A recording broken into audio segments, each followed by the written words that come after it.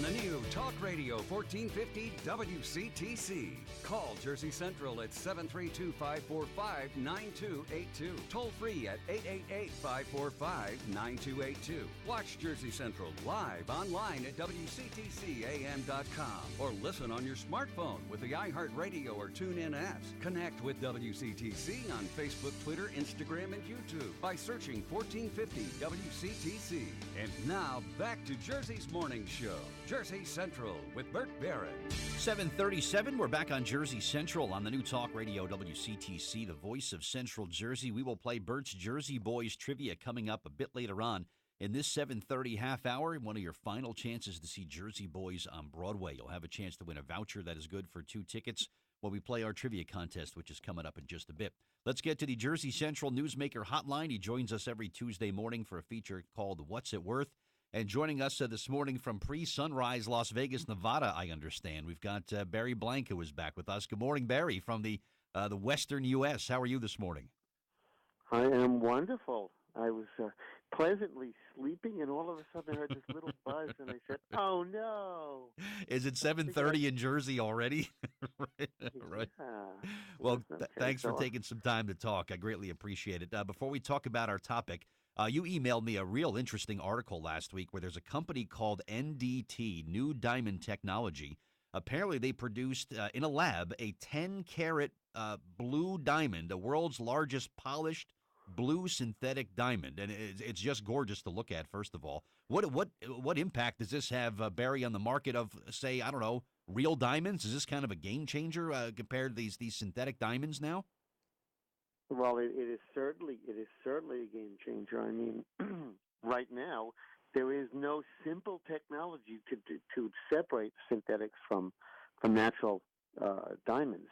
A natural diamond being one that was mined in the earth over and grown over millions of years. These synthetic or lab-created stones are actually made from carbon and look identical to diamonds, whether they're blue, green, red, or colorless. Right now, that 10-carat diamond is an unheard of stone. That's amazing. Yeah. And even for you, Barry, an expert in as many decades as you've been doing this, when you get down to the synthetic makeup, the actual composition of these diamonds, you can't tell the two apart. Are they that identical? They are that identical. And wow. The thing is that there's nothing in the diamond in the man-made. I'll call it man-made because really there are 3 classes of diamonds, or any colored stone. The natural stone, we don't always say natural diamond, but diamond indicates that it's a natural diamond. That means it came from the earth and was grown over hundreds of thousands of years. Sure. Or it's a synthetic diamond. Synthetic is a term meaning man-made, but it has all the optical, chemical, crystal properties of a natural diamond, just was made by man. And then the last one is an imitation. An imitation is anything that looks like diamond, but it does not have the same optical qualities. An imitation is the easiest one to separate.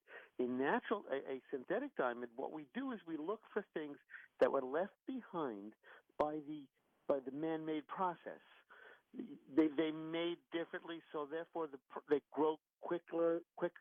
That's a great word. Quickler. That's Quickler Las than- Vegas at yeah, 4:30 in the morning. Things are quickler. Yeah. So it's what was left behind by the process of making that diamond. Mm-hmm. It could be a different shape of a crystal that's left behind. It could be a what we call needle or something. But these synthetic man-made diamonds don't have anything. In one thing we look for specifically in diamonds is what was left behind by the natural process, because these are very different. So it's easier to determine a natural diamond than it is to determine a synthetic, because the synthetic diamond making process doesn't leave anything behind. Interesting. So we look to something that we can visually see.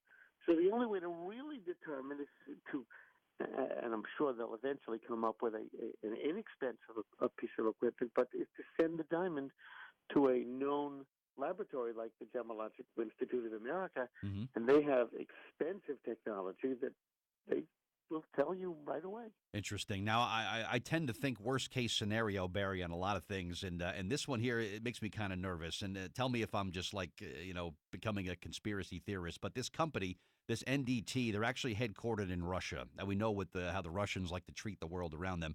What if, say, for example, this company begins to mass produce in incredible numbers these synthetic diamonds and floods the market around the world with more diamonds than you could possibly want?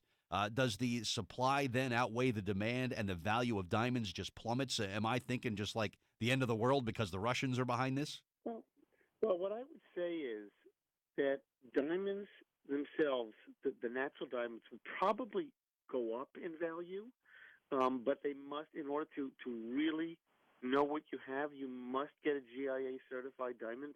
And yeah, there are other labs, but this laboratory is the most world-renowned, most well-respected lab, and that's one I would use. So if you're buying a diamond of even a quarter, half a carat, especially a carat and above, always insist upon a certification. Interesting. All right. Barry, let's move on and talk about what's hot nowadays in estate jewelry. Are there some real in-demand pieces out there that people need to know about? Yeah, there really are.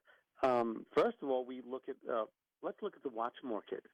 Anything in a Rolex, Patek Philippe, Vacheron Constantin, Audemars Piguet, in the finer watches, these watches can be in the thousands to hundreds of thousands or even millions of dollars. There are some things that we don't know when we're looking at watches. I recently saw a Rolex watch with the serial number on the inside of the case crossed out and another serial number right below it. That means that the watch back wasn't available when the Rolex was originally manufactured, and when it was manufactured, they crossed out the serial number that was put in it, put another one right below it. Really unusual. I saw a stainless steel Rolex. It was made by Tudor. That could be worth $50,000, $60,000, $70,000 or more. Wow! And it was missing a part, and had to be we're looking for the part on it. I don't own the watch, but I was told about it, so I say we. And if that correct part isn't found for it, it triples the value of the watch. Wow! So so the finer the watch, the rarer the watch. There are minute repeaters in watches, and these watches actually push a button on the watch. And these are not electronic; these are mechanical, and it rings out the hour, the quarter hour, and the minute. If you could imagine that. Very cool. Well, we wrap up here, Barry. Talk about what brings you to Vegas. I mean, if you just want to throw some dice, you could have done that in Jersey. But what's got you out in Las Vegas this week? Well, that is a trade show that I'm doing, and we're selling so much jewelry. So much, we sell watches and diamonds and anything and everything under the sun, and and this is all fed by the people that come into my store and trust us with their valuables and say, they say to me, so what's it worth? And I make them an offer. Right. That's the way we work. Very good. And of course, the free verbal evaluation day happening today again at Ford's Jeweler at National Estate Jewelers. Even though Barry is in Las Vegas, it will go on today at National Estate Jewelers on Route 18 in East Brunswick. So make sure you stop in today and take advantage of that. And Barry, you're out there for this week, and you're back in Jersey with us next week? I'll be back on Thursday morning on the Red Eye, and Friday morning I'm going to a house called on Long Island to look at an estate of jewelry. Wow, good stuff. Well, thanks for getting out of bed early in Vegas and joining us this morning for What's It Worth. And we'll talk to you again next week, Barry, all right? All right, take care now. All right, you too. Thank you. All right, my guest on the Jersey Central News